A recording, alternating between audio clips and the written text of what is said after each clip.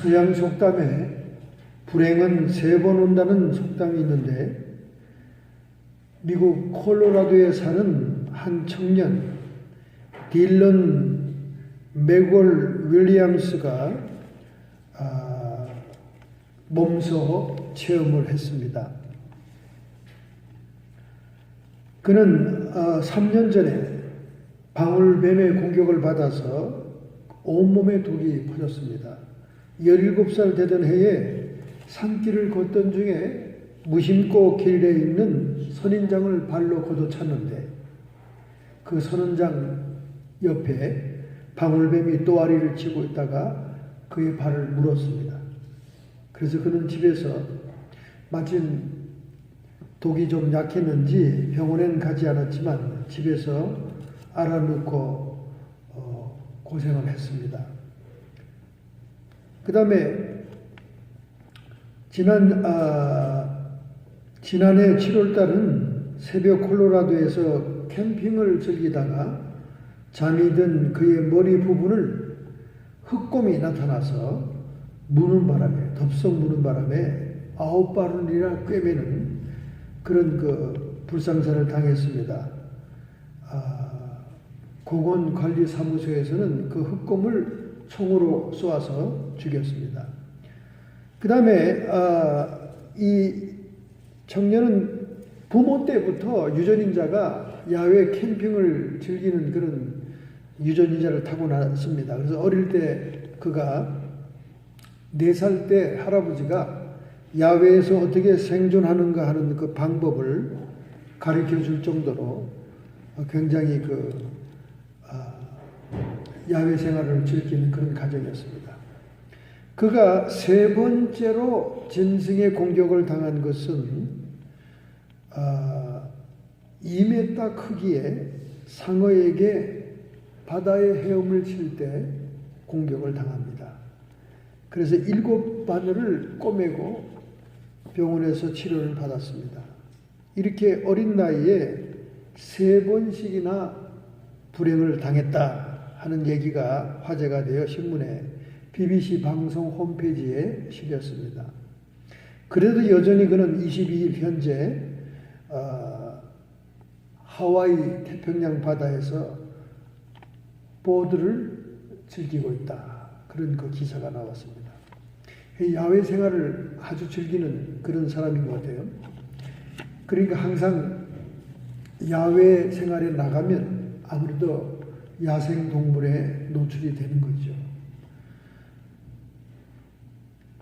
마찬가지로 복음을 증거하는 자들도 계속 복음을 증거하러 나가면 그 야생 마귀들, 사탄들, 귀신들에게 공격을 당할 수밖에 없는 겁니다. 그러니까 그런 공격 당하는 것을 두려워하지 말아라 하는 것이 오늘 본문에 또한 나오고 있죠. 우리가 먼저 본문을 한번 봉독을 하겠습니다. 184페이지 요한복음 20장입니다.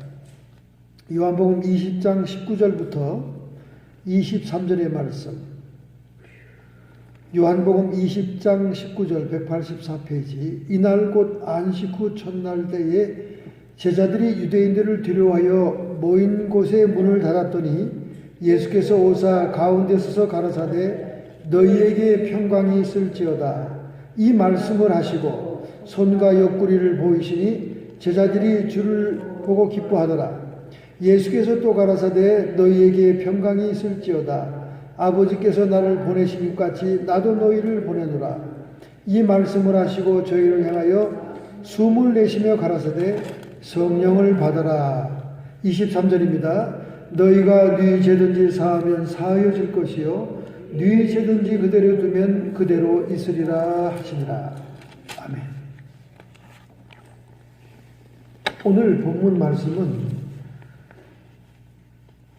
예수님께서 부활한 줄 모르고 예수님이 십자가에 달렸을 때 민중들의 소요와 그리고 종교 지도자와 로마의 군사들이 그의 제자들을 여전히 숙청할까봐 겁을 먹고 두려워하여 마가의 다락방에 숨죽이고 있을 때 우리 주님이 부활하신 몸으로 나타나셔서 살롬 평안하라 그렇게 말씀을 하셨습니다. 우리 기독교의 절기 가운데 부활절과 성탄절은 최대의 축제일입니다. 그런데 이 부활절은 크리스마스처럼 고정된 축제일이 아니고 부활절은 이동 축제일입니다. 왜 그러냐면 이동 축제일로서 3월 22일부터 4월 25일 사이에 부활절이 결정이 되는데 왜 그렇게 됐냐? 그러면 그것은 AD 325년에 서기 325년에 니케아 종교회의가 그렇게 결정을 했습니다. 춘분 후에 만월 다음인 첫 주일.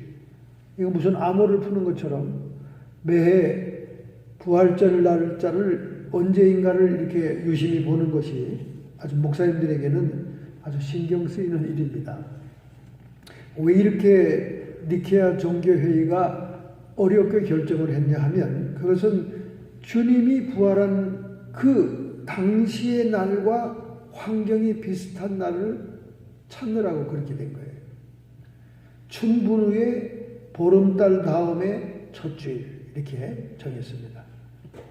그래서 예수님이 부활 승천하시면서 그를 환송하는 그 마지막까지 남아있던 그 많은 무리들에게 예루살렘을 떠나지 말고 기다리라고 그랬습니다. 예루살렘을 떠나지 말라고 그랬어요. 그러니까 성령이 강림하시기까지 떠나지 말라고 그랬습니다.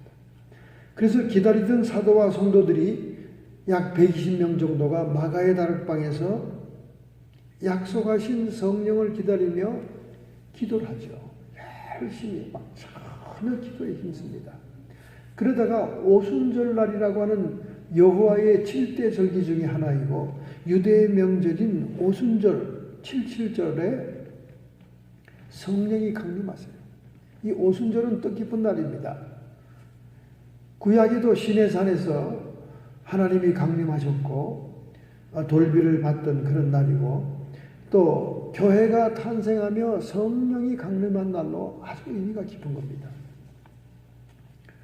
그래서 권능을 받은 이 제자들이 세계 만방으로 흩어지게 되고 복음은 땅끝까지 이르게 되는 거죠. 사도행전 1장 8절에 약속하신 대로 오직 성령이 너희에게 임하시면 너희가 권능을 받고 예루살렘과 온 유대와 사마리아 땅끝까지 이르러 내 증인이 되리라. 할렐루야. 이렇게 그들이 아주 담대한 용사가 되어서 복음을 증거하러 갑니다. 순교하기까지 죽음을 무릅쓰고 복음의 증언자가 됩니다. 그런데요, 이런 일이 있기 전에 그들이 어떤 그 주님의 명령과 위로가 있었는가? 그것이 오늘 본문에 나오는 말씀이에요. 그들이 두려워 떨면서 자기들의 생명이 경각에 달렸다고 그렇게 초조하게 생각하면서 저 마가의 다락방에 막 숨어서 있을 그때 예수님이 공간의 벽을 상관하지 않고 부활하신 몸으로 확 등장합니다. 그러면서 너희에게 평강이 있을지어다 그렇게 얘기합니다. 여기 평강이라는 것은 보통 유대인들의 인사인 살롬 그런 뜻도 있습니다만은 사실은 예수님이 특별히 두려움과 공포에 떨고 있는 사도와 제자들에게 살롬 하신 것은 특별한 의미가 있는 거지요. 환난이나 핍박이나 고통이 올지라도 하나님의 평강으로 위로움을 받아라 하는 그런 깊은 의미가 있는 것입니다. 그리고 이 말씀을 하고 난 다음에 손과 옆구리를 보이시면서 제자들에게 주님이 자신의 몸을 보였습니다. 이것은 예수님이 십자가의 상처를 보임으로 해서 단순히 예수님이 환영으로 보이는 것, 환상으로 보이는 것이 아니라 실체임을 확인해 준 겁니다. 여러분, 이와 같은 성경은 너무나 귀중한 거예요. 왜냐하면 초대교회에 플라톤의 이데아 관념 철학의 영향을 받은 영지주의자들,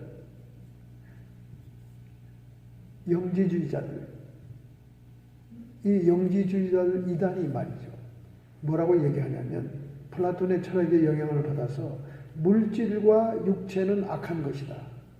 물질과 육체가 악한 것이기 때문에 예수님이 그런 악하고 더러운 곳에 오셔서 이 세상에 오지 않았다는 거예요. 그래서 그 당시에 보았던 예수님의 모습은 환영이었다. 환상이었다. 그렇게 얘기합니다. 그렇게 어떻게 하나님이 창조주 하나님께서 그 불길하고 더러운 물질과 육신에 들어올 수 있겠느냐. 이것이 가연설입니다. 가짜로 환상처럼 나타났다가 사라진 주님. 이게 초대의 가장 강력한 이단이었어요. 막 교회를 분열시키고 파괴시켰습니다. 그래서 그런 의미에서 주님께서 자기의 육신의 상처를 보이며 부활한 실체임을 그들에게 확인시킨 겁니다. 그러면서 그들에게 아버지께서 나를 보내신 것처럼 나도 너희를 보낸다. 이 보내심을 받은 자, 헬라어로 아포스톨로스입니다. 즉 사도. 사도는 보내심을 받은 자, 그런 뜻입니다. 또 특별히 사도 바울이 사도의 자격에 대해서 고린도후서 12장 12절에 이렇게 말씀하시죠. 사도의 표된 것은, 내가 사도인 그 증표는 내가 너희 가운데 모든 참음과, 즉 가르치는 자와 목회하는 자와 사도된 자들은 오래 참아야 된다는 거예요. 모든 분야에서 참아야 된다는 거예요. 이런 참을성이 없이는 양들을 양육할 수 없다는 겁니다. 사도된 증표의 첫 번째 증표가 모든 참음과 각종 종류에서 참는 거예요. 여기 모든 all kind에서 참는 거예요. 그렇기 때문에 우리가 사명자의 인생을 산다는 것은 인내하고 참는 겁니다. 무엇을 하면 꾸준히 진행해 나가야 돼요. 우리 학교의 총장님도 아프리카에 선교 갔을 때 처음에는 줄이 없고 사람이 없고 인맥이 없어서 혼자 완전히 외딴도에 동떨어져서 굶어 죽게 생겼대요. 굶어 죽게 생겼대요. 그런 그 위기에 선교를 포기하고 싶은 그런 위기에 처했을 때도 하나님께 기도하고 또 사모님께서 또 연락을 주어서 주변에 돕는 자를 보내게 해서 그 선교가 시작된 겁니다. 그리고 교육 선교가 지금 이 시대의 하나의 패러다임인데, 교육 선교 신학대학을 세우고 신학 공부를 시키는 것이 여러분 쉬운 게 아닙니다. 예배 인도는 그냥 잠깐 하루 인도하고 그냥 떠나면 되는 거예요. 또 물건 갖다 주는 것도 그냥 그 사람들이 원하는 물건 앵기고 오면 되는 거예요. 뭐 화장지 집어 던지고 오는 게 아닙니다. 앵기고 오는 게 되는 거예요. 그러나 신학교는 매 학기마다 학위를 받을 때까지 꾸준히 그들을 강의하고 공부하고 가르쳐야 됩니다. 얼마나 인내가 필요한 거고 얼마나 참을성이 필요한 사역인지 몰라요. 그러니까 사도된 자, 가르치는 자들도 모든 참음이 필요하지만은 그 밑에 공부하고 수행하는 동역자들도 같이 참아야 돼요. 같이 참아야 돼요. 사실상 선교가 시작되고 선교지에서 단 한 명의 영혼만 구원한 선교사도 많고요. 단 한 명도 구원하지 못하고 자기 목숨만 잃은 선교사도 많고요. 엘리옷이라는 선교사는 니카구라라는 그런 장글, 식인종들이 사는 장글에 5명의 신학생 동창들이 의기투합해가지고 거기에 들어갑니다. 근데 들어가는 날, 들어가자마자 다 죽어버려요. 다 죽어버렸어요. 그들의 기록에 보면 식인종들이 자기들을 죽이러 와서 포위했는데도 그들 주머니에는 총이 있었어요. 맹수들을 상대로 제압하기 위해서 총을 선교본부에서 준비해 갔습니다. 근데 그 총 안에 총알까지 다 들어있었어요. 근데 그들은 총을 꺼내지 않고 그 원주민에 의해서 죽었습니다. 5명이 다 죽어버렸어요. 생떼 같은 젊은이들이 신학교를 이제 졸업한 사람들이 다 죽어버렸어요. 그런데 그 후에 어떻게 됐겠어요? 그 부인들이 또 결합을 합니다. 부인들이 의기투합을 합니다. 우리 남편들이 이루지 못한 그 장거리 선교를 우리가 가자. 그 부인들 5명이 또 투합에 들어갑니다. 그 부인들에 의해서 거기가 선교가 돼요. 여러분, 이상한 일이죠. 아니, 기껏 신학교를 다 공부시켜서 말 한마디 못 증거하고 그냥 죽는 게 뭡니까? 하나님 나라의 법칙이 있어요, 여러분. 하나님 나라의 법칙은 먼저 피가 땅에 뿌려져야 됩니다. 피는 생명이고 생명은 피로 속하기 때문에 예수 그리스도의 복음에 피가 들어가려면 먼저 희생이 있어야 돼요. 우리나라도 그렇잖아요. 토마스 선교사 영국 신학대학에서 아주 공부 잘하는 사람이었어요. 모범생이고 탁월한 수석으로 졸업했다고 해요. 그런데 그 사람 어떻게 됐습니까? 우리 한국에 와서 어떻게 됐어요? 한 번이라도 설교했습니까? 아니죠. 샤만호라고 하는 미국의 배를 타고 올라왔다가 그 배가 대원군의 군절에 의해서 불타버리니까 해변가로 다 뛰어내려서 해변가 뛰어내리니까 전부 다 기다리고 있던 포졸들이 이 장도의 칼을 들고 목을 치잖아요. 그 목을 치는 사람에게 자기의 쪽복음 하나를 전달하고는 목이 날아가고 죽었어요. 근데 그 쪽복음을 받았던 칼을 쳤던 그 사람이 어떻게 했습니까?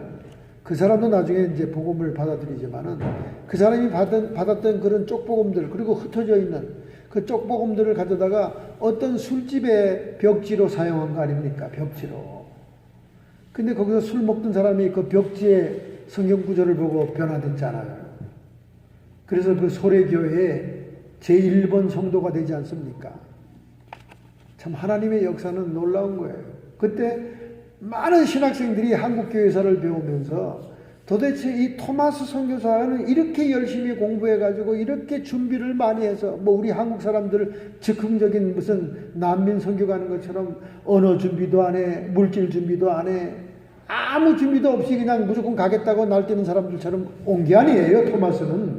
토마스는 선교를 위해 철저히 준비했건만 그는 말 한마디 그저 쪽복음 하나 전달하고 순교당한 겁니다.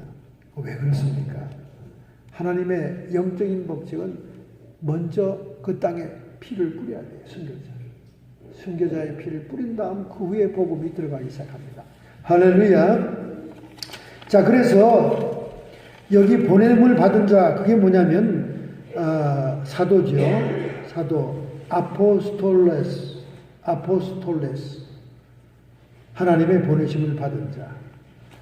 그래서 사도 바울은 모든 참음이 첫 번째 사도의 표고 그 다음은 표적과 기사와 능력을 행한 것입니다. 성령의 기름 부음을 따라 성령의 권능으로 역사하는 자야만 사도의 자격이 있다는 거예요. 할렐루야. 그건 왜 그러냐? 하나님의 약속이잖아요. 성령이 너희에게 임하면 너희가 권능을 받고 그 권능과 함께 땅 끝까지 복음을 증거한다 그 말이죠. 할렐루야. 그리고 또 우리 주님이 여기서 하신 것은 숨을 내셨죠. 숨을 내쉬면서 성령을 받으라. 이 숨을 내쉰다는 것은 창세기 2장 7절처럼 루아후 하나님의 기운이 들어간다 그 말입니다. 또 에스겔 환상 군대가 하나님의 숨을 불어넣으니까 그들이 마른 뼈다귀가 군대가 돼서 일어나는 것처럼 여기에 숨을 내쉬다는 것은 성령 세례를 받으라 그런 말입니다. 이 성령론에 대해서는 교파들마다 신학들마다 입장이 달라요. 그러나 제가 정리한 입장에서는 성령 세례가 있고 성령 충만이 있습니다. 성령 세례는 우리가 물 세례를 받을 때 동시에 받으면 너무나 좋은 거죠.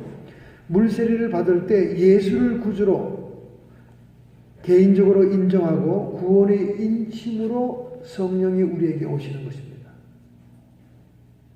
내적인 성령의 역사죠. 중생할 때 오는 성령의 역사죠. 그래서 요한복음 3장 5절에 예수께서 대답하시되 진실로 진실로 내게 이르노니 사람이 물과 성령으로 나지 아니하면 하나님 나라에 들어갈 수 없느니라.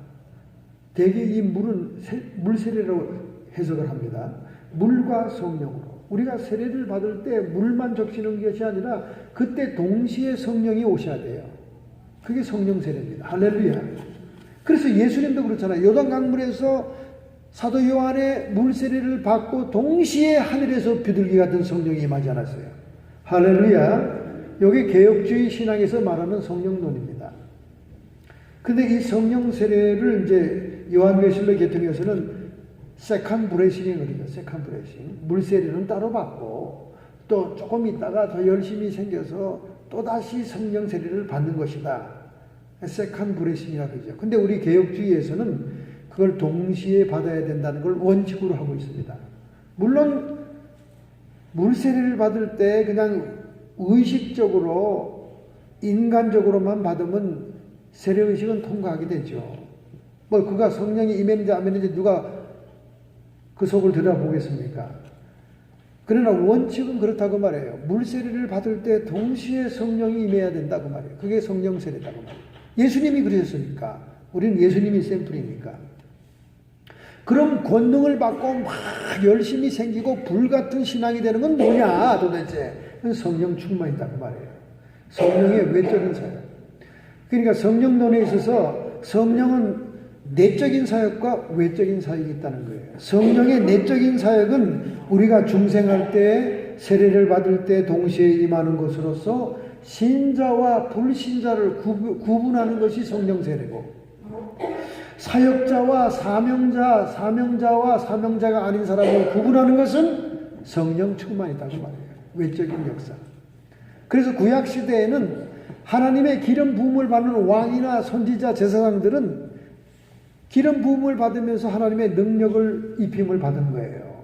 성령이 내적으로 내주하지는 않았습니다. 죄사하는 속함이 없었기 때문에 구약 시대는. 그렇지만 하나님의 일을 하는 사람들은 직분에 맞는 권능을 받기에 기름 부음을 받을 때 능력이 임했다고 말해요. 그 외적인 성령의 외적인 역사죠. 그러니까 구약 시대에는 성령의 외적인 역사, 권능의 역사가 임직자들에게, 사명자들에게 임했어요. 선지자, 제사장, 왕들에게 임했습니다. 그러나 신약 시대에 예수 그리스도의 구속으로 죄사함 받은 성도들에게는 내적인 역사가 먼저 온다고 말해요. 할렐루야. 그래서 우리의 마음에 임재합니다. 자, 보세요. 고린도후서 1장 21절 22절 우리를 너희와 함께 그리스도 안에 견고케 하시고 우리에게 기름을 부으신 이는 하나님이시니 저가 또한 우리에게 인치시고 보증으로 성령을 우리의 마음에 주셨느니라. 할렐루야. 성령을 마음에 준다는 거예요. 마음이라는 것은 우리의 영 부분이, 영 파트가 있다고 말해요. 영 파트가. 마음 안에는 영의 한 파트가 있어요. 마음의 구성을 대개 이렇게 얘기하죠. 양심과 직관과 교통이라고 얘기합니다. 그걸 마음이라고 그래요. 그 마음은 영과 함께 교류가 되는 부분이에요. 그러니까 그 마음의 성령이 임했다고 말해요. 헬라어 원어에도 플레레와 플레데가 있습니다. 플레레와 플레데. 플레레는 내적인 충만을 얘기하고 플레데는 외적인 권능의 충만을 얘기합니다. 그래서 저의 성령론은 개혁주의 신학을 따르지만은 성령의 내적인 사역과 성령의 외적인 사역이 있다는 것을 얘기합니다.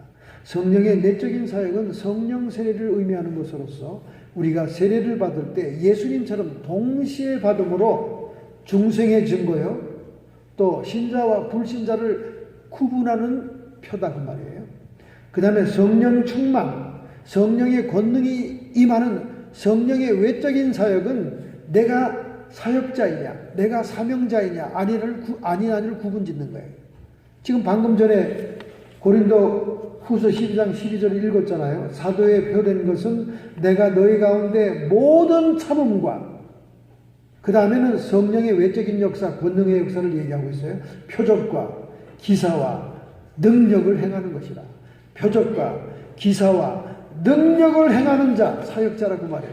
사명자라고 말입니다. 그러니까 사명자와 평신도들과 구분짓는 것은 성령의 충만함, 성령의 외적인 역사, 권능을 얘기한다고 말해요. 바로 여기에 그 의미로 예수님이 그들에게 성령을 받아라.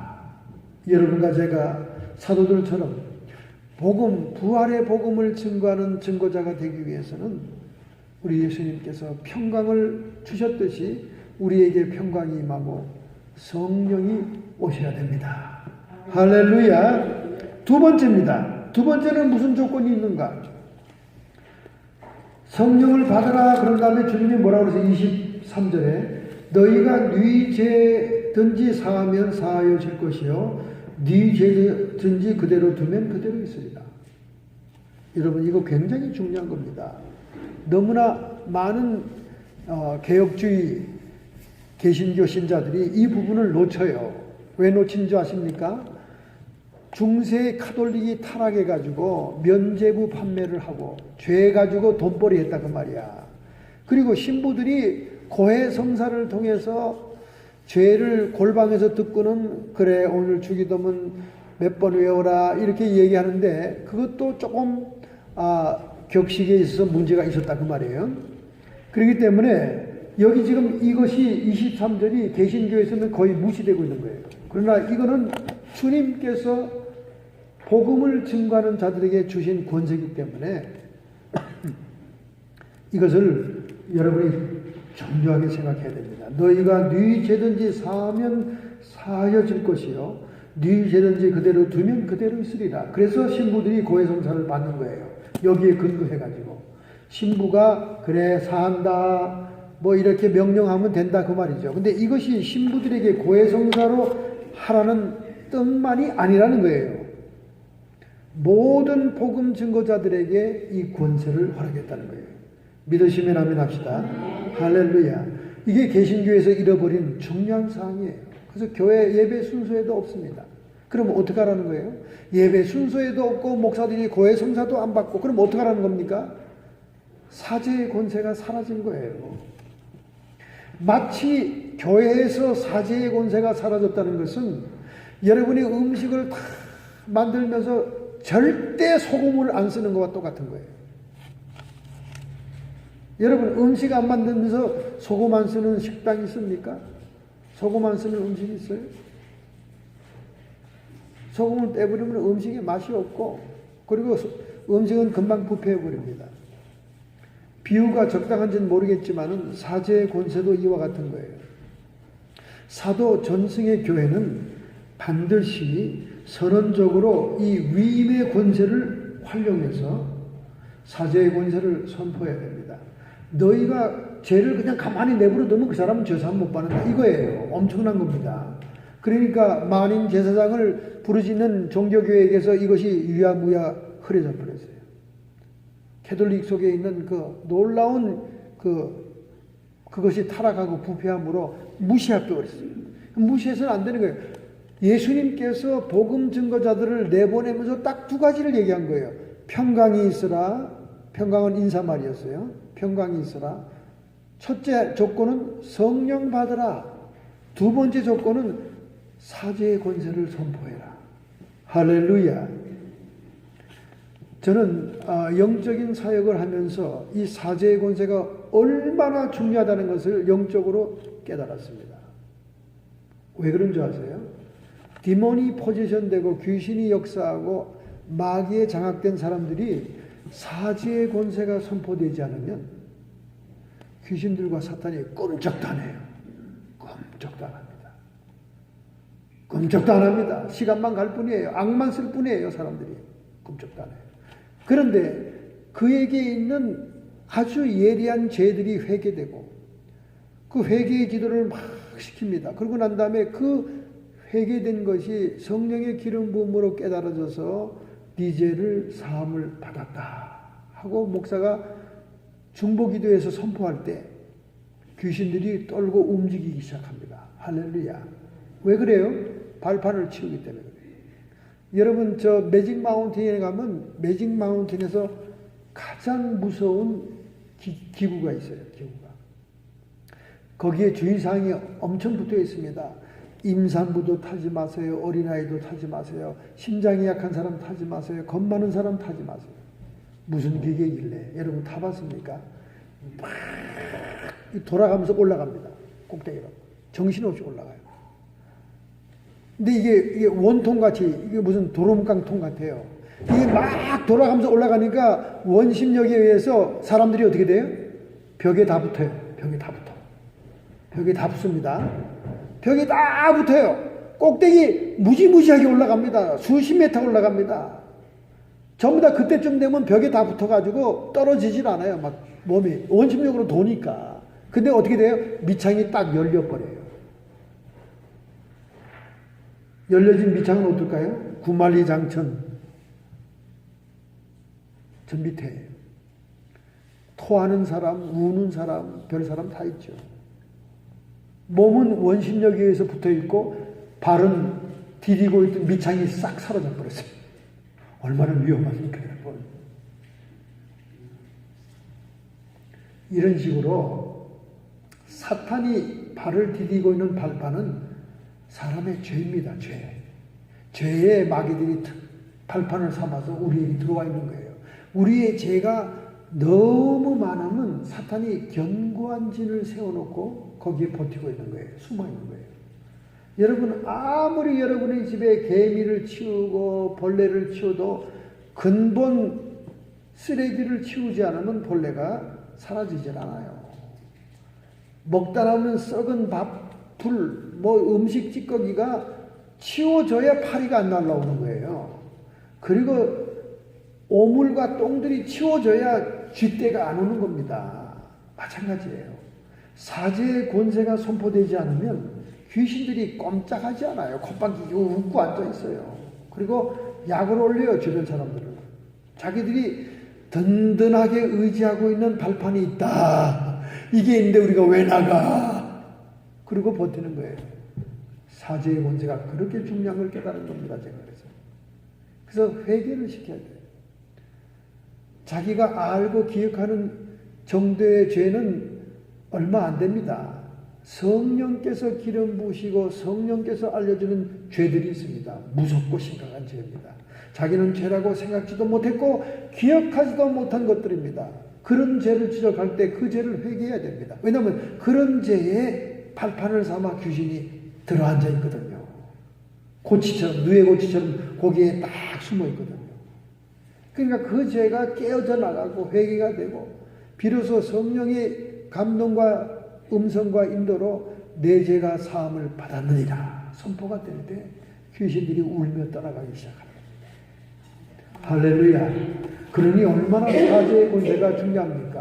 이런 영적인 비밀과 세계를 모르는 사역자들은 사제의 권세가 얼마나 중요한지를 모르기 때문에 단순히 중세시대의 면죄부 판매로 죄 가지고 돈 장사했다고 그 사제의 권세를 완전히 포기하고 버린 거예요. 개신교는 이걸 찾아야 됩니다. 너무나 중요해요. 너희가 네 죄든지 사하면 사하여질 것이요 네 죄든지 그대로 두면 그대로 있으리라. 이게 내 마음대로 너 죄 사함 받았다 이렇게 선포하라는 뜻이 아니에요. 성령의 기름 부음으로 하나님이 인도가 있을 때 그렇게 한다 그 말입니다. 할렐루야. 그러니 여러분과 저의 영적인 생활이 얼마나 주님과의 밀접한 교제와 밀접한 관계에 있어야 되는 걸 알 수 있는 거지요.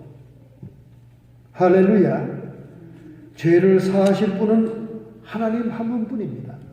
그렇기 때문에 그 하나님께서 성령을 통해 우리에게 인도하실 때 우리는 사죄를 선포해야 돼요. 그러면 그가 죄사함 받은 깊은 용서를 깨닫고 그를 장악하던 세력들이 흑암의 세력들이 영의 세력들이 떠나기 시작하는 거예요. 사죄의 선포를 받기 전에는 반드시 회개가 따라야 돼요. 죄를 인정하고 그 죄를 고백하고 자기의 행실의 변화가 있어야 되는 거예요. 할렐루야. 그래서 사도 전승의 교회는 반드시 예배 순서 안에 참회의 기도가 있어야 되고 참회의 기도에 대한 사죄 선포의 시간이 반드시 들어가야 되는 거예요. 요즘 예배 학자들도 그게 들어가야 된다는 걸 몰라요. 왜냐하면 중세시대에 면죄부 가지고 너무나 타락해가지고 그것만 생각하는 거예요. 이거는 터부시하는 겁니다. 그러나 오늘 본문의 주님께서는 성령 받으라는 것과 사죄의 권세를 우리에게 위임한 것에 대해서 너무나 중요하게 말씀하는 거예요. 할렐루야.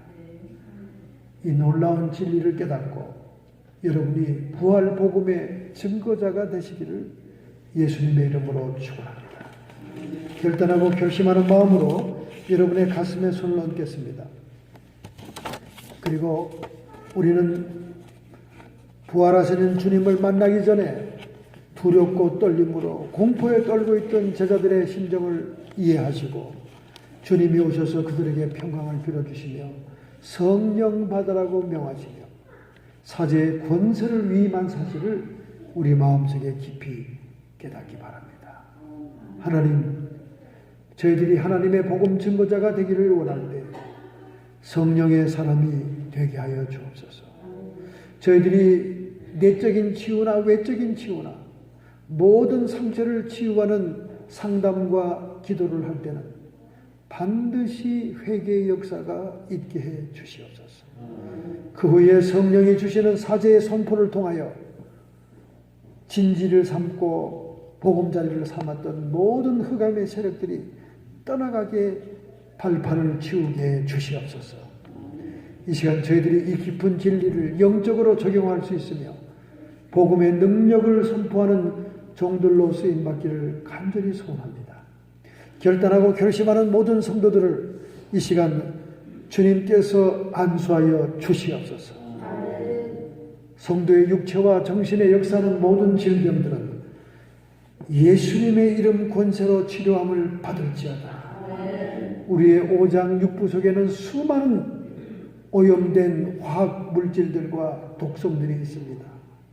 하나님, 무슨 독을 먹을지라도 해를 받지 않는다고 말씀했어. 모든 육체의 독들이 빠져나가게 해 주시옵소서. 디톡스의 역사가 일어나게 해 주시옵소서. 자연 수명을 채우고 죽는 모든 사람들이 독 때문에 죽는다고 가르쳐 주옵습니다. 하나님, 독을 제거해 주시옵소서.